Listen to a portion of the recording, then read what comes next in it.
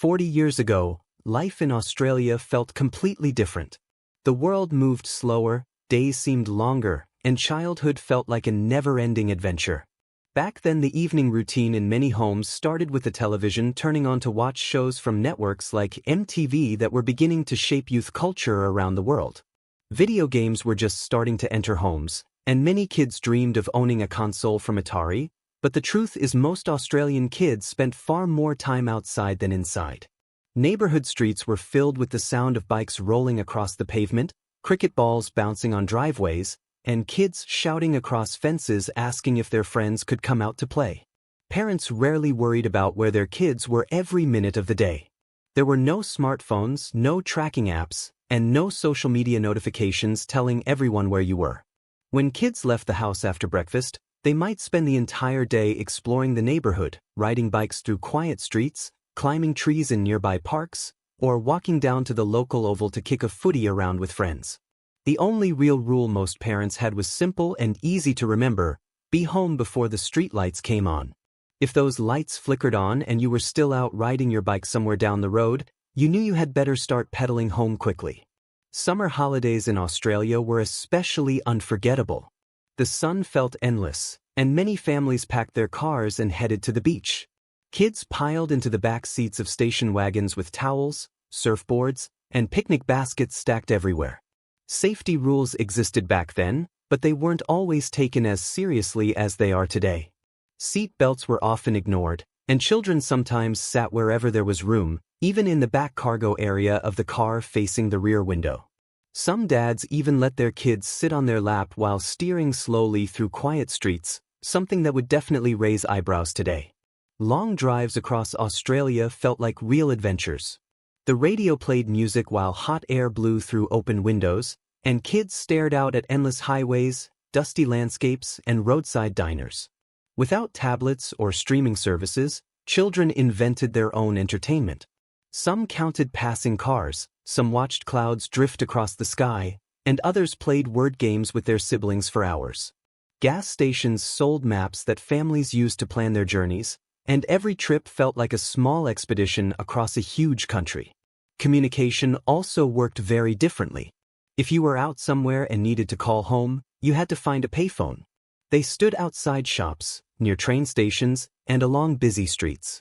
You would drop a coin into the slot and dial the number from memory, because hardly anyone carried contact lists around.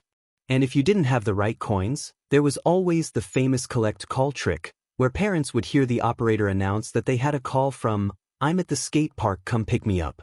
Teenagers had their own places to socialize too. Shopping centers became the ultimate hangout spots during the 1980s. Groups of friends wandered through stores, shared hot chips at the food court, and spent hours simply talking and laughing together. Today, many young people connect through apps like Instagram or Snapchat, but back then the shopping center was the real social network. If you wanted to see your friends, you simply showed up and hoped they were already there.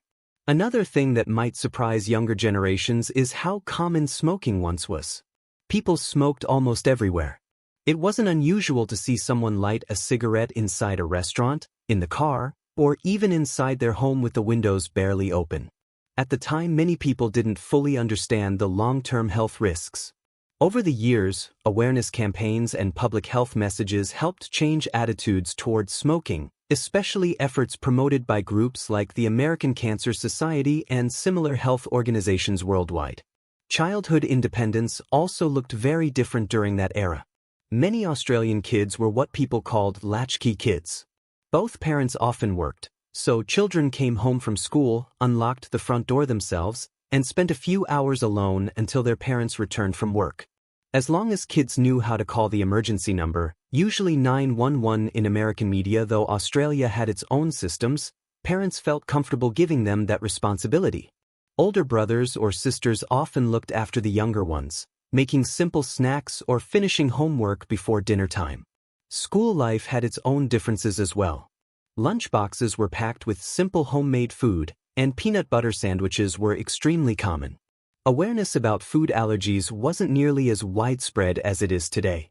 Medical tools like the EpiPen were not widely known until later in the decade, so families mostly relied on basic precautions if someone had an allergy.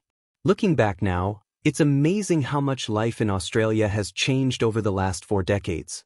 Technology has transformed the way people communicate, safety regulations have become stricter, and society has become more aware of health risks and child protection. Yet many Australians who grew up during that time remember it as an era filled with freedom, laughter, and unforgettable childhood moments. Kids didn't need constant digital entertainment because the world outside provided endless possibilities. Friendships were built through real adventures rather than online messages, and neighborhoods often felt like one big extended family.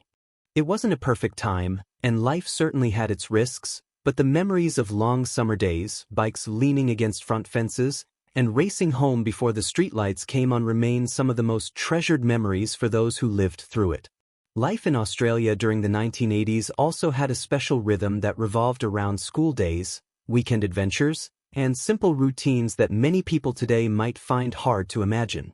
A typical morning often started with kids throwing on their school uniforms, grabbing a quick breakfast, and rushing out the door before the school bell rang.